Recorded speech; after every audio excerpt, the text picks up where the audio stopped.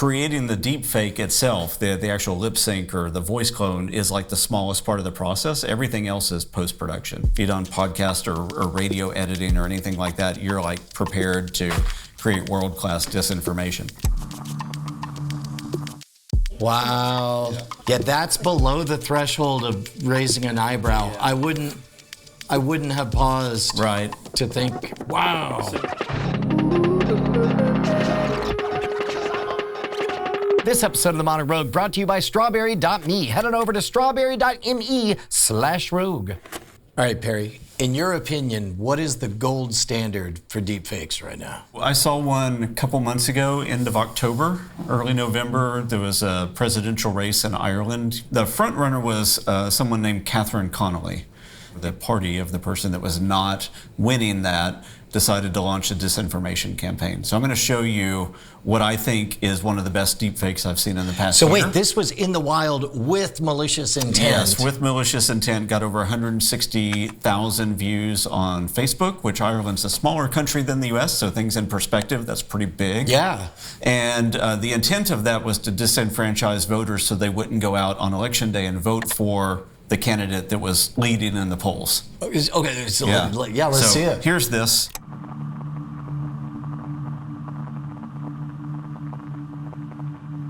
In the last few minutes at a Catherine Connolly campaign event, Catherine Connolly has confirmed her withdrawal from the presidential race. It is with great regret that I announce the withdrawal of my candidacy and the ending of my campaign. No, Catherine!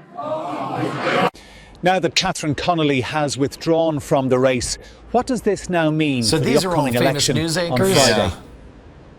Well, simply put, Friday's repurposed. election is now cancelled. It will no longer take place as previously planned. Some production as for stuff Heather in here Humphreys, too we should talk she about. will become It's the funny winner because, like, automatically it's good and will be enough that, appointed like, I have tomorrow. artistic notes. I'm like, all right, you oversold the bid a little bit on this part. So, like, when you're doing this, oh no! Yes. And I say that every time I show this, is it feels like overproving. Yeah. At the same time, though, if you're likely to believe it. Well, exactly. If you're the type of person that's that this would work on, it's a bit like the heuristic of poor phishing emails with bad scam attempts. Well, and the other thing is it plausible that a voice would be that loud? Yeah, no. And I think it's. I mean, there's multiple microphones there. We don't know what the proximity of that supposed person was. Yeah. But I know if I was producing this, I would have pushed that in the background. Yeah.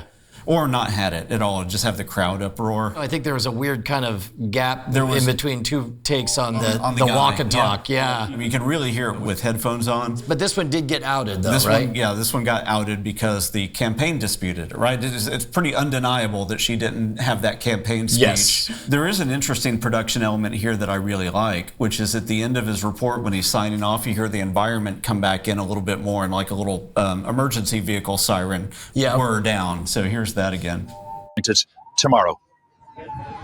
Yeah, And then the toss back to the original newscaster and the cutoff. So if you're clipping this and put it on Facebook, it seems entirely believable because it's got the full narrative frame. Yeah. It's got the beginning delivered by a newscaster, the clip that's the newsworthy thing, the commentator from somebody on scene, and then the toss back. It's the implied narrative. It's the reason that Star Wars was so popular is because the universe looked lived in. Yeah. Any other thoughts on this one? When you usually see deepfakes in the wild now, it would just be this clip of Catherine talking. So the fact that they took the time to build a production around it is the thing that makes it stand out to me as one of the best ones that I've seen this year. Yeah. Because most of them are just a person talking, saying the thing that the bad actor wants everybody to believe. Right. But the fact that they wrap this in a familiar format is what makes it stand out. The anchors themselves were familiar faces? Yeah. Okay. Yep. So they bothered to have to fake. Yeah, well, and all they had to do is harvest footage that already existed on YouTube. Right. Anytime I've deepfaked a newscaster,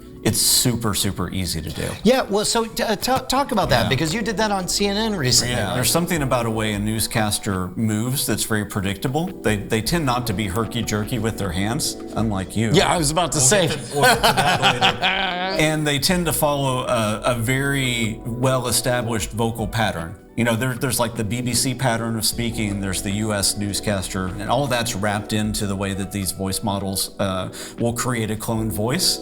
And so that means if you're gonna deepfake a newscaster, it's usually gonna sound pretty darn good. Last night, you called the shot. Right as you left, you said that you would be able to deepfake an episode of Scam School from the olden days. Yeah. How did it go? With varying degrees of success. Okay. I found this episode of Scam School where you were doing essentially a calculator prediction trick. Okay. This was from 2010. The thought was, since you're already doing a prediction trick, we wanted to have you predict something in the future, like maybe 2025. Yeah. Here is the talk track that I wanted to have happen, where you do a setup, and then at different points within the Scam School episode, you would drop in a little prediction, almost like an alternative reality game. Oh, hey, while we're doing prediction effects, let me try something pretty bold. It's 2010 right now. I want to predict what things will be like in 2025. I'll bury those predictions in fun places throughout this video. Sound good? Let's go. Here we go. That sounds pretty good. That sounds a lot like you. Yeah. I'm going to show you the discongruity between your current voice coming out of your old mouth. Okay. This gets a little bit like time travel. Oh, hey, while we're doing prediction effects, let me try something pretty bold. It's 2010 right now. I want to predict what things will be like in 2025. That's 15 years from now. Here's the game. I'll bury those predictions in fun places throughout this video. Sound good? Okay. Yeah, and so this remember is I talk about your body language. So one thing the scammer has to think about when they're doing this is like, is the message in the audio congruent with the body language that's on screen? Well, and that's what. So when I listen to just the audio only, I'm like, that's a weird way to phrase it. That's weird timing or whatever. But now so you wrote the script based on modifying what was there. See, I don't love the body language that was there for the audio. So one of the things you can do with a program like this is you want to look for congruency. So you're doing things with your thumbs over here that doesn't seem like right for the message. Right. And so you can take the new audio and you can kind of slide it around to where the body language is going to match the best. How do you feel about your current voice coming out of your younger self? Does I mean, look, as far as I know, I'm still young and fit and my voice sounds great. What did I used to sound like? So I'm going to go to your original footage. The thing that you may or may not realize about old Scam School episodes is the audio was not at the highest level of fidelity. Let's just say it that way. We always were barely allowed to be at the bars. They never wanted to turn down their copyrighted music that they were playing. And so we would just basically, I am certain that we were blasting out the mics at all times. Yeah, there's enough crowd sounds around you to make things also difficult from a replication standpoint. Mm-hmm. You're also in noisy street environments and everything else. We have to think about that from a congruity perspective as well if you're going to recreate it. So here's what you used to sound like. Those steps exactly as we laid them out. I should be able to figure out your secret number. It's really close. Now, this is a killer trick, and to prove it, I want you to see how it looks. But there's just enough difference, like if you're wearing headphones, it doesn't sound congruent for some reason. Yeah, it doesn't sound as bad here with the audio, but I'm certain everybody who listens A/B right now to this, it'll be plain as day. I had to go find a younger version of your voice to clone. This is great. This is from 2009. Yeah, so a year earlier, you're being interviewed by PBS.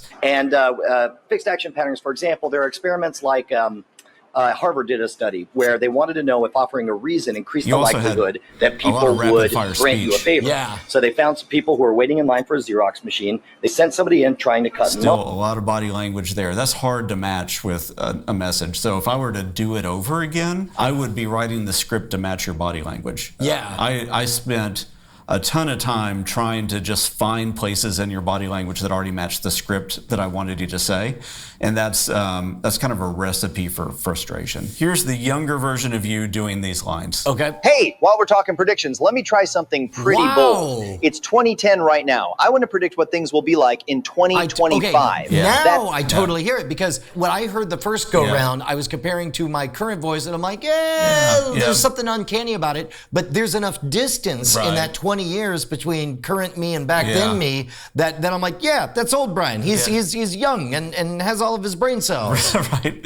Oh, here's 2025 prediction number 1. Donald Trump will be president twice. I know, right? Wow. It has your laugh in your side commentary inflection pretty darn well. Yeah, that's amazing. This is all about body language. So here's your old voice going through your old body. Here we go. Here's 2025 prediction number 1. Donald Trump will be president twice. What? I know, right? Without the street noise, like the quality's too good, right? On the other one, but in studio, I would believe this. That body language was pretty good. Here we go. Here's 2025 prediction number 1. Donald Trump will be president twice. I know, right? So all the congruencies are ones that our mind connects there's a dotted line. You're like, oh, that feels like a motivated movement, when in reality it wasn't. You can still fall into a trap if you have something where the talk track doesn't feel like it's matching a motivated movement on screen. This is probably the time that we have to remind everyone that deepfakes are not necessarily intended to fool you with 100% of your attention. Yep. They're meant to fool you while distracted. Yeah. The thing that I want to do, though, is I want to put in the elbow grease to make one that even if somebody's attentive, that they question themselves. Right. So it may not fully fool them, but they're like, I might need to go check on this. Here's version number 3 of the same. Here we go. Here's 2025 prediction number 1. Donald Trump will be president twice. I know, right? Wow, that's way good. This actually gets a little bit better. Now I've added general street noise. There's some additional ambience. There's also a car going by, because you see a car go by. So I want that to like fully feel congruent. So I'll turn this up. I do believe this is still your old voice, though, so we'll see. Oh, hey, while we're talking predictions, let me try something pretty bold. It's 2010 right now. I want to predict what things will be like in 2025. Yeah. That's 15 years. Between the music and the background noise, it does mask it considerably. Yeah. It's not nearly as obvious. And the other thing that I had to do is, because you don't have your music out there for everybody, I had to find a guy on guitar. That's probably even better. Doing a cover. That's great. Of your music. Again, I think to mask some of the other stuff that was going on, you had music behind everything. Yeah. Either to mask stuff or to give more like momentum in the way that the vocal delivery felt. A little bit of column A and B. So that's one version. Here's another one, if I'm thinking about maybe you leaning into the magic mystical side of things. I've got this Twilight Zone version, and it's almost like future Brian comes in and inhabits current Brian's body for a second. Okay. And so here's this. First and foremost, we want to thank James Grime of Cambridge University, not only for teaching me this scam, but coming up with the entire Pi Day Next. Hey, here's prediction number 2 for 2025. There will be a major pop star who will announce her engagement with a professional football player. Both of their first names will start with the letter T. Something like is that young? Taylor and Travis. That's the young voice. Brian's voice. I actually upped the uncanniness in that, because I brought your vocal mix a little bit away from everything else. Yeah. Dropped everything else down and just had that kind of ringy, eerie music in the background. You hung a lantern on it. Exactly. Trying to lean into the defect as much as possible. Yeah.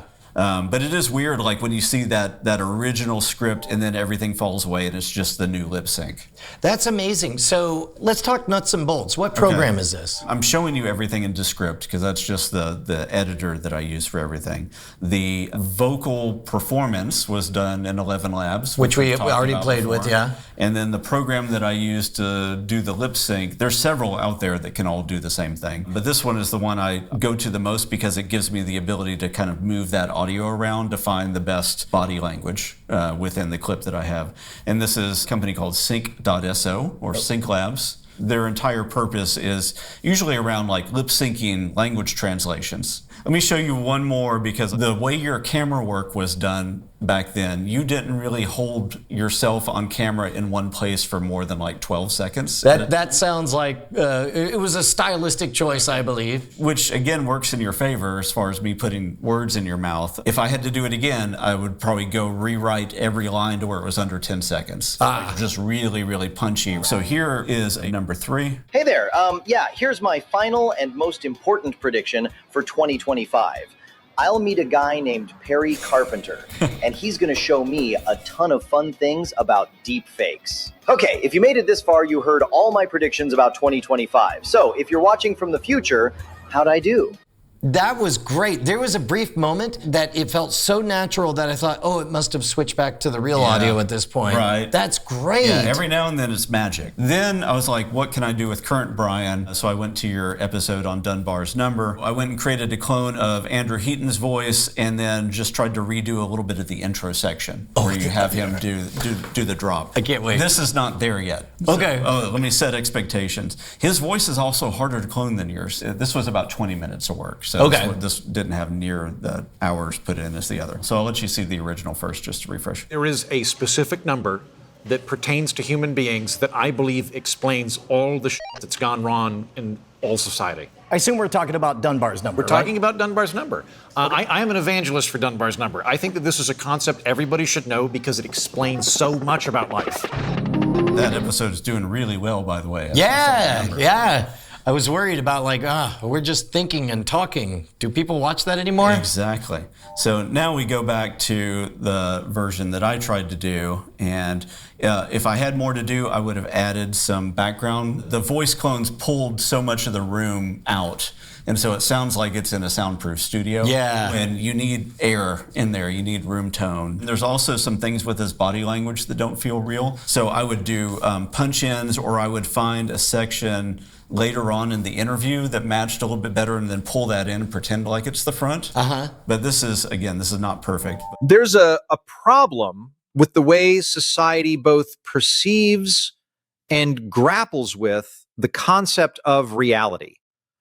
And the more I see the work of one individual I'm thinking of, the more worried I become. I assume we're talking about Perry Carpenter, right? That guy freaks me the out. Oh, that's great. No, that's okay. I don't know if it's because of the context change, but it's like add some room tone to that. I totally would have believed it. It's the overuse of the head nods didn't feel congruent as much for me, but no, it read to me like this is somebody behaving as though he's deeply disturbed and having a hard time getting these thoughts out. But the run up to from this point on works for me. Yeah. The concept of reality. And the more I see the work of one individual I'm thinking of, the more worried I become. I assume we're talking about Perry Carpenter, right? Sure. It's the overlap of the voice that really sells I've got a really good one to show you for that. Yeah. J cuts and L cuts in production kind of make it. So that's essentially where you hear somebody's voice come in a conversation or a cut, and it's that person's no longer in frame. Right. This is somebody I know named Shawnee Delaney, and she was being interviewed on the Julian Dory show. She's talking about one of the sources that she was using when she was tracking bin Laden at the time. And so here's what she looks and sounds like. Report and feed it into the ether and hope to God somebody eyes open really big lots of times who needed it. Here's what he looks like whenever he is talking. Didn't fit in, you didn't have any friends or whatever. You wanted friends though. Yes. Right? Yes. And you got really good at making friends. Here is the clip that I made, and this is like full of J and L cuts and overlapping speech and laughing and all the other stuff. Yeah. Oh my God. Yeah. Dude, that scam, that was f***ing crazy, man. Insane. Yeah. That reminds me, there's this guy I know. His name is Perry Carpenter. Yeah, I think I've heard of him. Like if you ever have any question, and I mean any question at all about deception, like he's your guy. Yeah, totally. I have issues with the content, legit. but yeah. Okay. That's my story, and I'm sticking to it. I was also solving problems with that because I really wanted that laugh with her at the beginning. Oh my God. Yeah. Dude, that's scam. Yeah. But the lip sync on that looked eerie as anything, right? Because the body language wouldn't match. Well, and what's funny is you're now solving for the exact problems that anybody in production has. Yeah, this is all normal post-production stuff. Yeah, at some point, the pretend job just becomes the actual job. And that's what I tell people. Is many times in this, creating the deepfake itself, the actual lip sync or the voice clone is like the smallest part of the process. Everything else is post-production. Yeah. So if you've done TV work, if you've done podcast or radio editing or anything like that, you're like prepared to create world-class disinformation. Okay, so if I'm hearing everything correctly, think about the little artifacts. You mentioned overlapping voices. Yeah. That was a moment that it felt very real. Oftentimes, it's not what happens, it's the lack of things, like the traffic noise. Any other... Yeah, well, I'll show you some of the stuff for CNN really quick that didn't make it to air because they were working on like a 2.5-minute segment. This is something that I did 5 or 6 months ago. This comes down to the narrative again. So I think of, there's a scenario. There's a noun, a person, place, or thing that you have to put within a situation. Right. So it's always subject plus situation.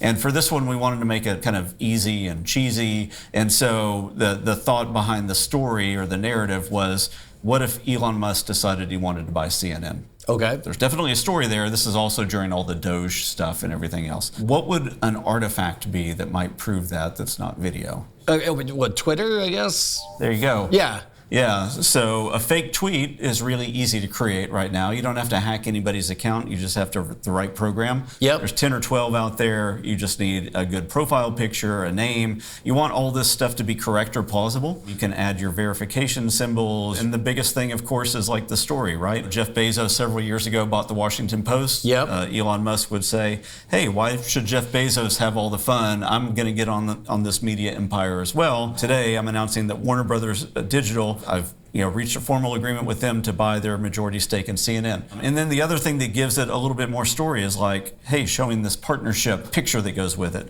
The other thing is that like all these numbers, subconsciously, there's ratios there. Oh, that's great. And whether you ever pay attention to the ratio or not, as Mr. Plinkett says, you may not have noticed, but your brain did. Your brain does. So you enter all those manually, of course, and then if you've done it right, it feels right. You don't have to hack anybody's Twitter account. Everybody just shares screenshots on Facebook or LinkedIn or whatever. So the fact that the picture exists creates plausibility for enough people. Then it's like, well, what gives it additional plausibility? It's the report of it. So I had faked this person here. Her name is Isabel Rosales. She's a reporter for CNN. So let's have her reporting on it kind of in a TikTok format.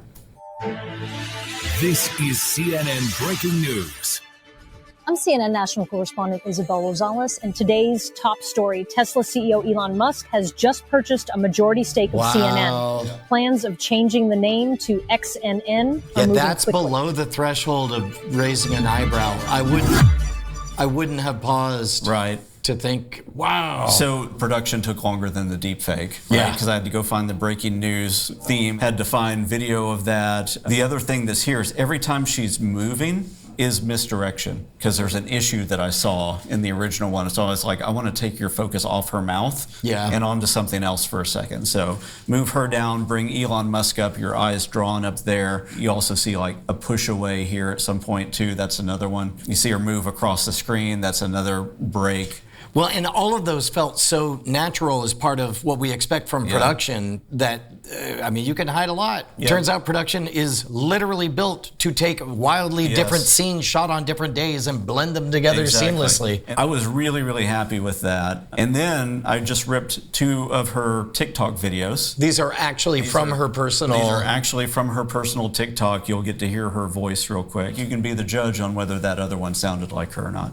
And he's actually hosting this in-person town hall against the advice of the GOP party leadership. So that's her in this one. From a production standpoint, she's in a car. You're going to have to solve for all of that, right? You have to add the car sound in. You have to do everything else. She looks down at her notes for a second. That has to feel congruent with the script. But our brains fill in a lot of that on their own. So here's another one. You got to solve for this frame up there. She's also going to point to it in a second. That's got to feel motivated. So here's what this looks like with the original. Hello, everyone. I'm Isabel Rosales with CNN. This is Jim Kennedy Jr. After he died in an Alabama prison last year, his sister-in-law got a weird call from the funeral. A lot of pointing, a lot of gesturing. As somebody that studies the way that people think and get misdirected, tell me how much of this feels motivated when you see it. Hey there, TikTok fam. It's Isabel from CNN. I've just launched a new newsletter on how to get 10x returns on your crypto investments. Just click on the link below, type in your social security number, and get free Bitcoin for subscribing. I'll tell you what, It's the pacing, everything. What's funny is I was like, 10x, that's a bit weird to need to check your notes. It was the human thing was the only thing that gave a tickle. And even then, all it would have to be is like a weird word that needs to be pronounced a certain way or something. But people who present and perform a lot is that they'll look at their notes performatively as if it gives it additional credibility. Oh, it's like, you're right. I've written this thing down, or I've got a printout, and that's going to give it more credibility. I think the takeaway is like everything feels plausible enough. You might even go, well, why does she have to look down? But you can find a reason within your own mind that would motivate it. Yeah, so what's this one? It had to solve for the same thing. So we talked about the frame, we talked about her pointing, so here's this. This is actually the same script as well. Hey there, TikTok fam, it's Isabel from CNN. I've just launched a new newsletter on how to get 10x returns on your crypto investments. That's great. Just click on the link below, type in your social security number, and get free Bitcoin for subscribing. I don't think anything feels unmotivated. Nothing. Right. Yeah, I mean, all of that feels 100%. And what's funny is I was so lost in the story that I wasn't burning the lips to see if they exactly match. Because why would you? And you can feel this happen in real time. You pay your ticket, you sit down, you watch the movie, the opening credits. At some point, you lose yourself in that narrative. Yeah. Oh, this is the same audio. This is just to make that point. I'll show it real quick.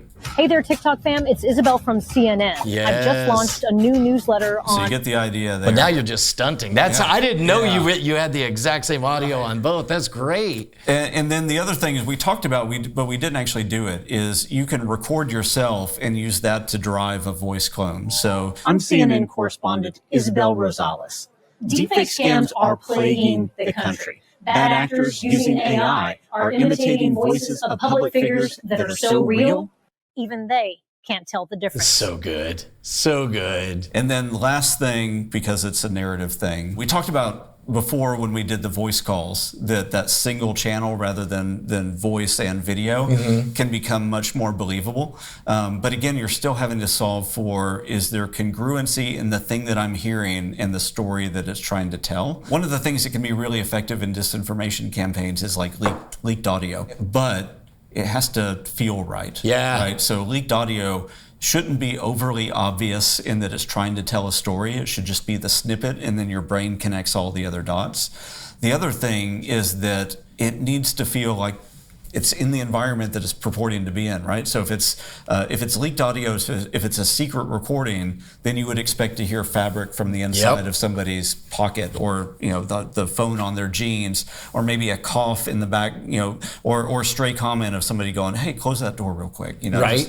Just off camera, off mic, maybe another person, but you don't want to just like state the obvious. What I try to do is bring some of those production elements in, and then I also try to show the vocal range that an AI can do, because a lot of people don't think that it has like real emotion. Yeah. That it's going to feel wooden. But I'll just play this real quick. And some deepfakes may even sound like secret recordings where someone is saying something that they shouldn't say or doing something that they shouldn't do. Or maybe they're really angry about something, because that creates a narrative, something that can sow division. Something that tells a story. So did you realize that the AI models could get that scratch in their throat when somebody yells? I mean, at this point, I just assume everything is possible. Right. The reputation for robot voices being flat and monotonous is still so very strong. Right. People still tell me today, it's like, oh, well, I can recognize. And that bias, there's something culturally about just admitting how easily stuff can fool you. Yeah, exactly. What should people consume of stuff that you've made? So the book Fake is fun. There's a Fake Files YouTube channel. I'll pull that up. That's F-A-I-K. So the Fake Files YouTube channel, we do a weekly podcast with my co-host Mason and I. In the playlist for AI tutorials, I show things like how to make deepfakes, how to detect deepfakes, why the detection market is broken. Every deepfake detector that I tested, I was able to break. Oh, yeah. Thank you so much, Perry. This has been a treat, man. All right, guys, you know that I started doing coaching sessions with my coach over at strawberry.me/rogue. She's awesome. She calls out all of my bullshit. If you're anything like me, then you're a master ninja at deflections and excuses. I'm destroyed. Ha ha ha. These are all your distractions to your career. That's right. We talked about all of these excuses. They're all BS. We set up Actual deadlines. No BS, this is what I love about coaching sessions with Strawberry.me. A human who's not up in here is looking and assessing things from the outside and is correctly keeping me on task. This is exactly like when I went to the gym. I knew how to lift a weight, but having somebody on the outside making sure I hit perfect form is what gave me those sweet, sweet gains. I just throw a dumbbell at you. Yeah, donk. With Strawberry.me, it's like that for my career. It's one thing to know I should write down goals. It's another thing to know that this Saturday I have an appointment and I'm gonna have to tell them what my goals are. And for me, when I'm in that headspace, you work a little bit harder. Don't take my word for it, go give it a try. They got a quiz to match you with the exact right type of coach. It's working on me. Let's see if it works for you. Strawberry.me/rogue. Ah! No! The double! I didn't expect the double blast. This video is supported in part by viewers like you at patreon.com/modernrogue, where you can watch our extended multicam versions of over 180 videos. Here's another one if I'm thinking about maybe you leaning into the magic mystical side of things. I've got this Twilight version. Twilight Zone version. I was about to say, that took a left turn. Yeah, you're not a sparkly vampire.